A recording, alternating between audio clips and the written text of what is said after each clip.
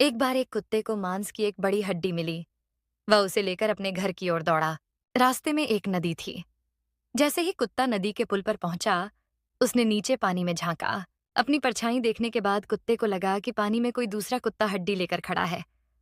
उसने सोचा कि क्यों ना मैं उसकी भी हड्डी छीन लूं, फिर मेरे पास दो हड्डियां हो जाएंगी।